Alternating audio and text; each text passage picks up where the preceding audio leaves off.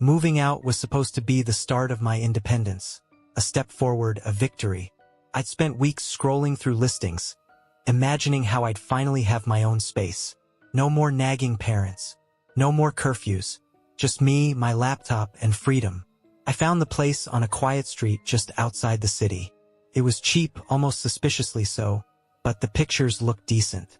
A one-bedroom in an older building, lots of natural light during the day, hardwood floors, and even a clawfoot bathtub in the bathroom. It felt perfect for someone like me, a college sophomore on a tight budget. When I went to check it out, the landlord, Mr. Gibbons, seemed eager to hand me the keys. "It's been empty a little while," he admitted, scratching his neck and avoiding eye contact. "But, nothing wrong with it. Just one of those places that's quiet, you know?" I didn't ask too many questions. The rent was low, and the neighborhood was safe. I signed the lease right there, proud of myself for landing such a deal. The first few days after moving in were uneventful. I unpacked, set up my desk by the window, and stocked the kitchen with ramen and cereal. I'd leave the windows open during the day to let in fresh air, listening to the occasional bird chirps or distant hum of traffic. At night, though, it got eerily silent. No cars, no footsteps in the hall, just the kind of quiet that presses on your ears, making you hyper-aware of every sound. The first time I heard it, I thought it was my imagination. It was around 11 p.m. I was lying in bed, scrolling on my phone, when I heard this faint scratching noise. It was soft at first, like someone dragging their nails lightly across a wooden surface. I froze, tilting my head toward the bedroom door. It seemed to come from the living room. "Probably just the building settling," I muttered, trying to reassure myself.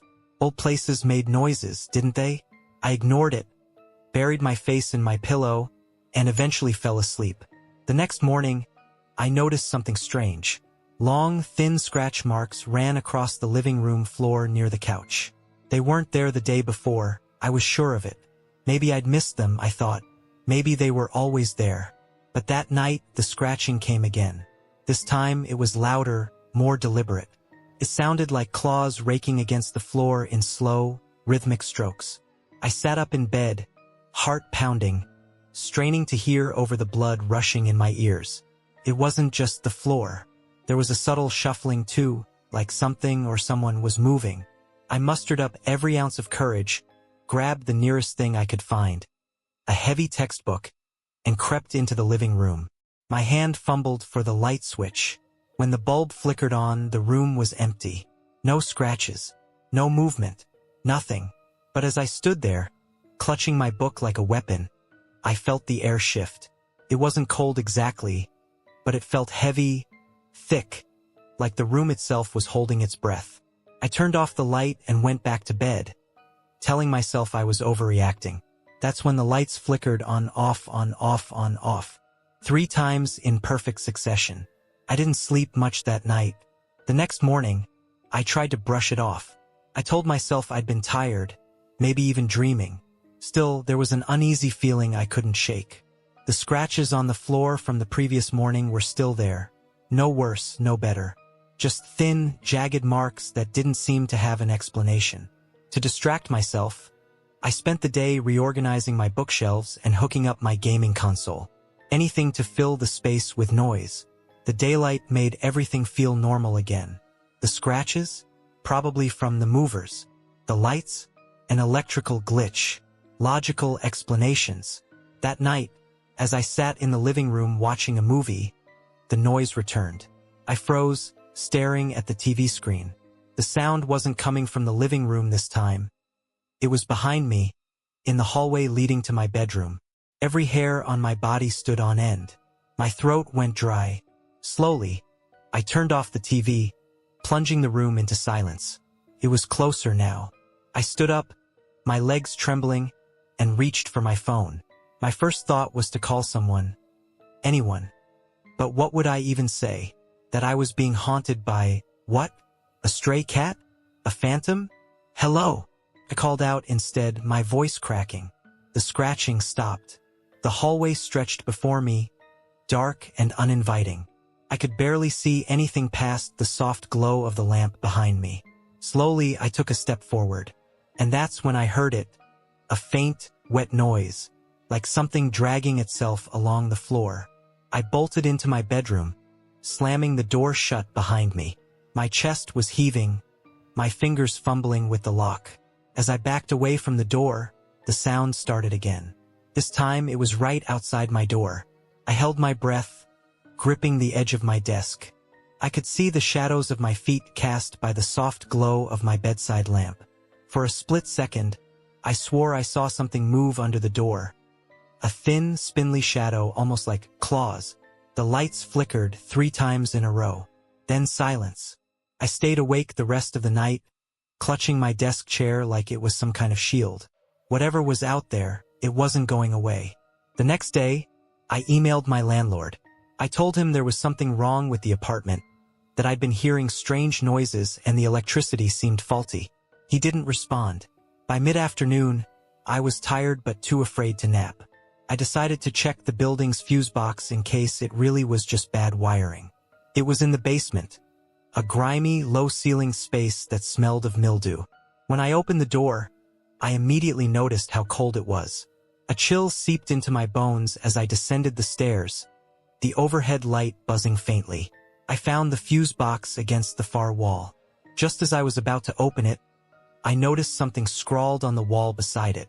The handwriting was faint, as though scratched into the concrete with something sharp. I leaned in closer to read it. "Stay out." My breath caught in my throat.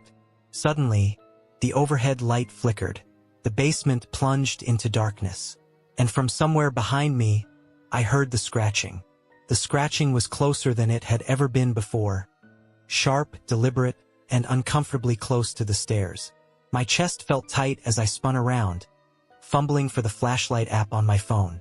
The beam of light cut through the suffocating darkness, illuminating the damp concrete walls and the clutter of old furniture shoved into corners. But nothing else. Still, I couldn't shake the feeling that I wasn't alone. I took a shaky step toward the stairs, keeping the light trained ahead of me. That's when I saw it. A faint set of claw marks etched into the concrete wall near the base of the staircase. For long, jagged lines, deep enough to suggest whatever had made them wasn't human. A cold sweat broke out across my skin. I bolted up the stairs 2 at a time, slamming the basement door shut behind me and locking it for good measure. My heart was racing as I leaned against the door, trying to catch my breath. Something was wrong with this place. Back in my apartment, I opened my laptop and started researching the building. It was old, built sometime in the 1920s, but other than a few boilerplate real estate listings, I couldn't find much about it. Frustrated, I decided to check the local library's online archives. That's when I found something, an article from 15 years ago. Local man found dead in apartment building basement. The headline read. The article described how a tenant named Arthur Helms had been discovered in the very building I now called home. His body was reportedly mutilated, with deep gashes running along his torso and legs. The police had ruled it an animal attack, but no one could explain how a wild animal had gotten into the locked basement, or why it had left no tracks. It got worse.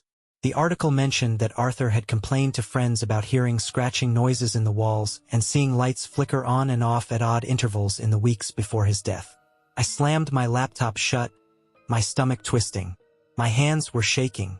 I couldn't stay here. That night, I began packing. I hadn't figured out where I'd go yet, but I was determined to get out before whatever had happened to Arthur happened to me. But as I stuffed clothes into my duffel bag, I heard the sound again. It was in the living room this time, louder than ever before. I froze, staring at the closed door to my bedroom. The noise was relentless now, like claws scraping furiously against the floorboards. Then the doorknob began to rattle. Something was trying to get in. "Who's there?" I shouted, my voice cracking. The rattling stopped. For a moment, there was only silence. Then came 3 sharp knocks. Each one sent a shiver down my spine. I stepped back, clutching my phone. My first instinct was to call the police, but what would I even say? That my apartment was being haunted by a phantom clawed thing? "Leave me alone," I shouted, my voice wavering. The knock stopped. The lights flickered on, off, Then the scratching started again, but this time it was on the ceiling, directly above me. I couldn't take it anymore. I grabbed my bag, threw on my shoes, and ran out of the apartment without looking back. But as I stood in the hallway, fumbling with my keys to lock the door behind me, I heard something that made my blood run cold. A faint voice, low and guttural, whispered from inside the apartment. "You can't leave." The whispered words sent a bolt of terror through me. My hands were trembling so violently that the key slipped from my grip and clattered to the floor. For a second, I couldn't move, couldn't think. All I could do was stare at the door and the black sliver of space beneath it, waiting for something, anything, to emerge. The hallway was silent except for the pounding of my heart. I snatched the key off the floor and bolted, not bothering to lock the door. My only thought was to get as far away as possible. The old building's narrow hallways seemed to stretch endlessly as I sprinted for the stairs, the dim overhead lights buzzing faintly. As I reached the stairwell, I felt it before I heard it. A cold, suffocating presence, like the air itself was pressing down on me. Then the scratching began again, this time echoing from below. It was coming from the base of the stairs, just out of sight. I skidded to a stop, my breath catching in my throat. The sound grew louder, more frantic, and for a moment I thought I saw something. A shadow shifting in the darkness, low to the ground, moving unnaturally fast. Panicking, I turned and ran for the elevator instead. The doors were mercifully open, and I slammed the button for the ground floor. As the doors slid shut, I caught a fleeting glimpse of something at the end of the hallway. A hunched figure, pale and gaunt, its limbs too long, its movements jerky and inhuman. And then the doors closed. The ride down was torturously slow. The elevator creaked and groaned as it descended, and I half expected the lights to flicker out or the thing to appear behind me. When the doors finally opened to the lobby, I darted out, not bothering to look back. The night air hit me like a slap. I ran out onto the street, my bag bouncing against my side, and kept running until my lungs burned and my legs ached. Only then did I stop, collapsing onto a bench near a closed coffee shop. I sat there for what felt like hours, staring at the darkened streets, trying to make sense of what had just happened. Was I losing my mind? Or was something really there? My phone buzzed in my pocket, startling me. I pulled it out, relieved to see my mom's name on the screen. "Hey," I said shakily, trying to sound normal. "Where are you?" she asked, her voice laced with concern. I hesitated. "Out. I just needed some air." "You sound awful. Are you okay?" "I'm fine," I lied. "I'll be home soon." But I didn't go home. I couldn't bring myself to go back to the apartment. Not after what I'd seen. Instead, I booked a cheap motel for the night, figuring I'd return in the morning to grab the rest of my stuff. The motel room was dingy but quiet, a stark contrast to the apartment. I double-checked the locks on the door and windows before collapsing onto the bed. I tried to sleep, but every time I closed my eyes, I saw that figure. Its impossibly long limbs, the way it moved like a broken marionette. Around 3 a.m., I finally drifted off, my body too exhausted to fight anymore. But my rest didn't last long. I woke up to the sound of scratching. It was coming from inside the motel room. I froze in bed, my breath caught in my throat. The sound was unmistakable. Those same deliberate, dragging claws that had haunted me back at the apartment. It was slow, rhythmic, and coming from the corner of the room. I didn't want to look. Every instinct screamed at me to stay under the covers, to squeeze my eyes shut and pretend it wasn't happening. But I couldn't. My heart pounded so hard I thought it might burst, and my body seemed to move on its own. I turned my head toward the sound. The dim light from the motel parking lot filtered in through the thin curtains, just enough to cast faint shadows. And there, in the corner by the cheap dresser, something moved. At first, I couldn't make sense of it. It was low to the ground, hunched, its shape distorted like a reflection in warped glass. Its limbs were impossibly long. The pale skin stretched taut over what looked like exposed bone. And then it turned toward me. 2 pinpricks of yellow light glinted where its eyes should have been. The scratching stopped. For a moment, we stared at each other. My chest tightened as its head tilted, unnaturally slow, as though studying me. Then it started to move, dragging itself forward on its spindly limbs, its body contorting with sickening cracks. I scrambled out of bed, tripping over my duffel bag in my panic. My hand fumbled for the lamp on the nightstand, and when the light flickered on, the thing was gone. The room was empty, but the air was thick, heavy, as though the space itself were holding its breath. I didn't wait around. Grabbing my bag, I bolted out of the motel room and into the cold night air.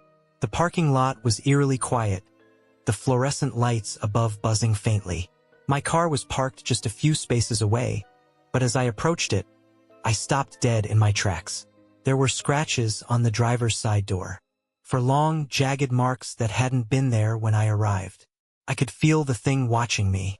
I didn't go back inside the motel. I didn't even bother reporting the scratches.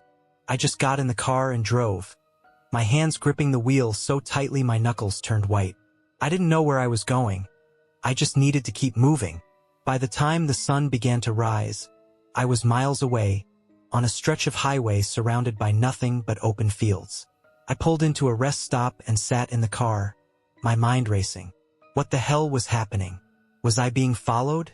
Haunted? I couldn't shake the feeling that it wasn't just the apartment. That whatever this thing was, it was attached to me. I spent the next few days bouncing between motels, never staying in one place for long. But no matter where I went, the scratching followed. It didn't matter if it was a fancy hotel or a rundown roadside shack. Every night, without fail, I'd wake up to that sound. Sometimes it was faint, coming from the walls or the floor. Other times it was closer, right by the bed or even at the window. Once I saw its reflection in a mirror. It was only for a split second, but that was enough. The distorted, skeletal figure stood just behind me, its yellow eyes glinting with malice. When I turned around, it was gone. I stopped sleeping after that. Desperate, I tried reaching out for help. I called my mom, but I couldn't bring myself to tell her the truth. How could I explain this without sounding insane? I only told her I wasn't feeling well and needed a few days to clear my head. Next, I tried searching online for anything that could explain what was happening. Ghost stories, folklore, urban legends. I scoured every forum and thread I could find, but nothing quite fit, until I found a thread buried deep in a paranormal subreddit. Has anyone ever heard scratching sounds at night, like claws on wood or concrete? The post was from years ago, but my heart raced as I read through the comments. One reply stood out. If you hear it, don't look for it. It's already looking for you. The comment stayed with me, playing over and over in my mind. If you hear it, don't look for it. It's already looking for you.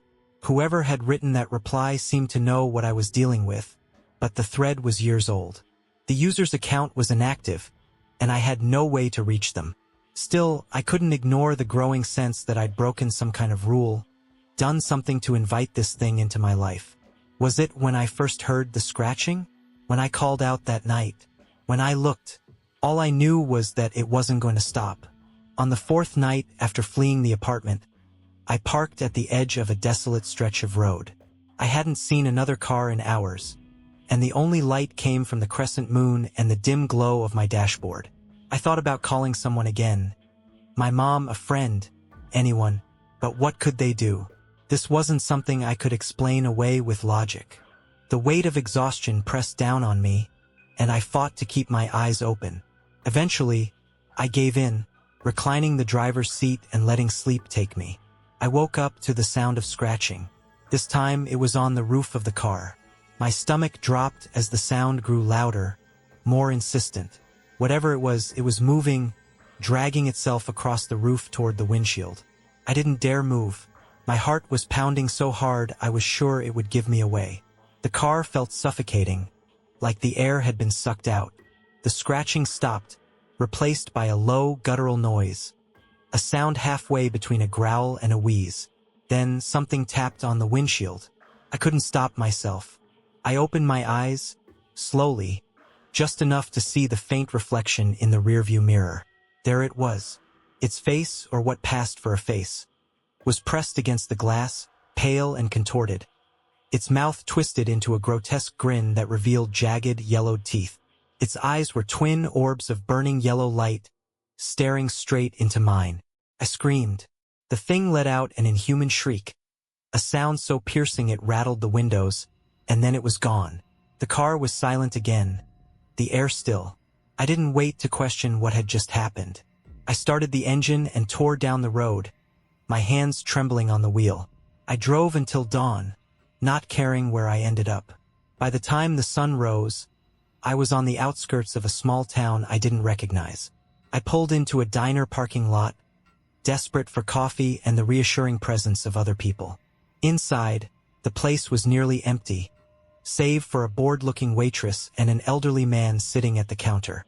I took a seat in a corner booth, my back to the wall, and ordered a black coffee. The waitress gave me a wary look as she set the cup in front of me. "You look like you've seen a ghost," she said with a half-smile. I didn't respond. The man at the counter must have overheard, because he turned to look at me. His face was weathered, his eyes sharp despite his age. "You're not from around here, are you?" he asked, his voice gravelly. I shook my head. "Just passing through." He studied me for a moment, then leaned in closer. "You look like someone who's being followed." My blood ran cold. "What do you mean?" I asked, trying to keep my voice steady. The man didn't answer right away. He pulled a flask from his jacket, took a swig, and sighed. "Sometimes things latch onto you," he said. "Don't matter where you go. Don't matter how far you run." "What kind of things?" I whispered. He glanced around the diner, as if checking for eavesdroppers, before lowering his voice. "The kind that don't belong in this world. You've seen it, haven't you?" I didn't answer. I didn't need to. The man nodded, like he'd expected my silence. "You can't just run from it. You've got to face it. But if you do..." He hesitated, his eyes darkening. "You'd better be ready to pay the price." The man's words hung in the air, heavy and foreboding. I wanted to press him for more details. What price? What did he mean by facing it? But his expression made it clear he wouldn't say anything else unless I was ready to hear it. "Look," I said, lowering my voice. "I don't know what's happening to me, but I don't think I can handle this anymore." My voice cracked, betraying the fear I'd been trying to suppress. The man studied me for a long moment, then nodded to the waitress. "Another coffee for the kid. I'll cover it." When the waitress walked away, he leaned in closer. "It's called a shadowed. Some folks say it's like a parasite. Others think it's something worse, something ancient."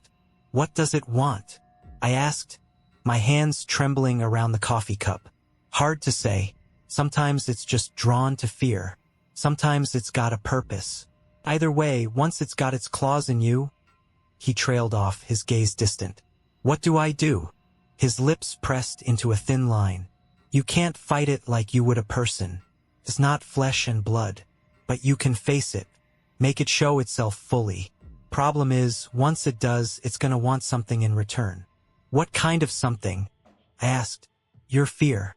Your pain. Sometimes your life." I left the diner feeling more lost than ever. The man's words echoed in my head, and for the first time I felt like running might not be an option. But how could I face this thing? And if I did, what would it take from me? I decided to drive back toward the apartment. Felt insane, but I had to confront whatever this was. If it had been following me, it had to have started there. Maybe there was something I'd missed. A clue, a sign. By the time I arrived, the sun was starting to set, casting long shadows across the cracked pavement outside the building. My hands trembled as I gripped the steering wheel, staring up at the lifeless windows of my apartment.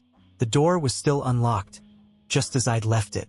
The air inside was stale and cold, as if the place had been abandoned for years.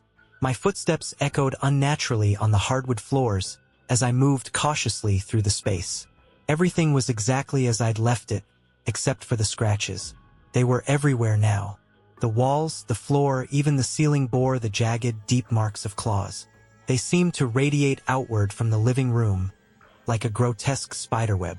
In the center of the room, on the coffee table, was something that hadn't been there before. It was an old, tattered notebook, I approached it slowly, half expecting it to vanish the moment I reached for it. My hands shook as I opened the cover. The pages were filled with frantic, scrawled writing, most of it illegible. But a few lines stood out, written over and over in thick, jagged letters. It watches. It waits. Takes. A chill ran down my spine. I flipped through more pages, my heart sinking as I recognized some of the words and symbols. They matched the faint scratches I'd seen on the basement wall near the fuse box. The last page held a single sentence, written in bold, messy strokes. Face it before it takes everything. The air in the room shifted, heavy and oppressive. The lights flickered once, then went out completely. And then I heard it. It wasn't coming from the walls or the floor this time. It was coming from directly behind me. The sound was so close that I could feel it in my chest. A deliberate, rhythmic scraping that sent ice-cold terror coursing through my veins. I didn't want to turn around. Every instinct screamed at me to run, but I couldn't move. My feet felt rooted to the floor, my breath caught in my throat. Slowly, with a pounding heart, I turned. And there it was. The thing was crouched in the shadows near the doorway, its limbs impossibly long and thin, its body contorted like a broken puppet. Its face, or what passed for a face, was a twisted mass of pale, glistening flesh. Those yellow, glowing eyes locked onto mine, unblinking, filled with a sick, otherworldly hunger. For a moment, neither of us moved.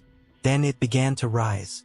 Its movements were jerky, unnatural, like it didn't quite understand how a body was supposed to work. Bones cracked and popped as it stood to its full height, towering over me. Its grin widened, revealing rows of jagged, yellowed teeth. "You can't run anymore?" it rasped, its voice low and guttural, each word scraping against my ears like nails on a chalkboard. The air seemed to thicken around me, pressing down on my chest. My mind screamed at me to do something, anything, but I was paralyzed. The thing took a step forward. "Face me." The words from the notebook echoed in my head. Face it before it takes everything. I didn't know what to do. My body trembled as I forced myself to stand my ground, to meet its unblinking gaze. "What do you want from me?" I managed to choke out, my voice barely above a whisper. The thing tilted its head, its grin never faltering. "Your fear feeds me. Your pain sustains me. But I want more." Took another step, the floorboards creaking under its weight. "Give yourself to me, and I will end this." My stomach twisted. What does that mean? The thing's grin widened, impossibly so. "Your life. Your soul. You belong to me now." I couldn't let that happen. Somewhere deep in the recesses of my mind, a spark of defiance flared. "No," I said, my voice trembling but firm. The creature froze, its grin faltering for the first time. "What did you say?" "I said no," I repeated, louder this time. "You don't own me." The thing let out an ear-piercing shriek, its body convulsing violently. Shadows seemed to ripple around it, spreading like ink across the walls and floor. The air grew colder, and the lights flickered wildly. "You cannot resist," it roared, its voice reverberating through the apartment. "You are mine." The notebook on the coffee table suddenly flew open, pages whipping wildly as though caught in a violent wind. Symbols I didn't recognize seemed to glow faintly on the paper, pulsing with energy. Without thinking, I grabbed the notebook. My hands shook as I flipped through the pages, desperate for some kind of answer. "Face it." The words screamed at me from the pages. I turned back to the creature. It loomed closer now, its yellow eyes burning with rage. My entire body screamed at me to flee, but I forced myself to stand my ground. "You don't scare me," I said, though the quiver in my voice betrayed me. It laughed, a deep, guttural sound that shook the walls. "Liar." Summoning every ounce of courage I had, I stepped forward. The thing recoiled slightly, as if surprised by my movement. "You need me to be afraid," I said, my voice growing stronger. "You feed on fear, right? That's why you've been following me, trying to break me. But I'm done running. I'm done being scared of you." Its grin faltered, the shadows around it rippling and shrinking slightly. "You cannot defy me," it screeched, lunging toward me with claws outstretched. But instead of backing away, I stood tall and shouted, "You don't control me." The moment the words left my mouth, the room erupted in light. The symbols in the notebook glowed brightly, and the creature let out a deafening, inhuman wail. Its body convulsed, the shadows peeling away from it like smoke caught in a strong wind. The air grew lighter, the oppressive weight lifting as the thing shrank back, its form flickering like a dying flame. "No!" it howled, its voice cracking. "This isn't over." With one final, ear-piercing scream, it vanished. The apartment was silent. I dropped the notebook, my legs giving out as I collapsed onto the floor. My body shook with exhaustion and adrenaline, but for the first time in days, I felt free. The scratches were gone. The air was light, and the thing was gone. For what felt like an eternity, I just sat there on the living room floor, staring at the spot where the creature had disappeared. My mind struggled to process what had just happened. The apartment felt different now, lighter, like a dark cloud had been lifted. The oppressive cold was gone, replaced by a stillness that was almost peaceful. But I couldn't shake the feeling that I wasn't truly safe. Not yet. I glanced at the notebook lying beside me. The symbols and words that had been glowing moments ago were now faint, almost faded, as if the energy within them had been drained. Whatever power had been in those pages was spent. I had faced it, but I couldn't help wondering if it would stay gone. The next morning, I went to see my landlord. Mr. Gibbons looked surprised to see me standing on his doorstep, pale and haggard. "I'm moving out," I said without preamble. He frowned, scratching the back of his neck. Is this about the rent? Look, we can work something out." "It's not about the rent," I interrupted, my voice sharp. "You knew something was wrong with that apartment, didn't you?" His face paled slightly, and he avoided my eyes. "I don't know what you're talking about," he muttered. "Cut the crap," I snapped. "I know about Arthur Helms. I know he died in the basement. I know this thing has been in the building for years, and you've done nothing about it." Mr. Gibbons sighed, rubbing his temples. "Look," he said finally, "I don't know what you think you know, but this building, it's old. Weird things happen. Tenants come and go. If you're moving out, fine, but don't drag me into your ghost stories." I didn't bother arguing. There was no point. Over the next few days, I packed up the rest of my things and moved back to my parents' house. I told them I'd had a bad experience with the apartment, but I didn't go into detail. What could I even say? For a while, I kept looking over my shoulder, half expecting to hear the scratching again. But it never came. The first night back in my childhood bedroom, I didn't sleep much.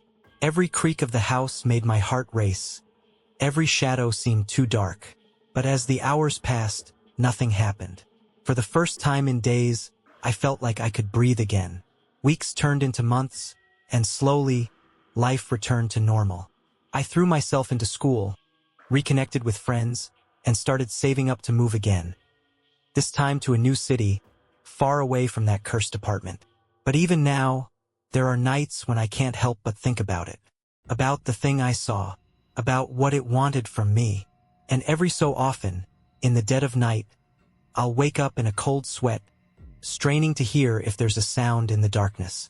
So far, there hasn't been. But sometimes, just as I'm about to drift back to sleep, I'll remember the creature's final words. "This isn't over." And I wonder if someday it will come back.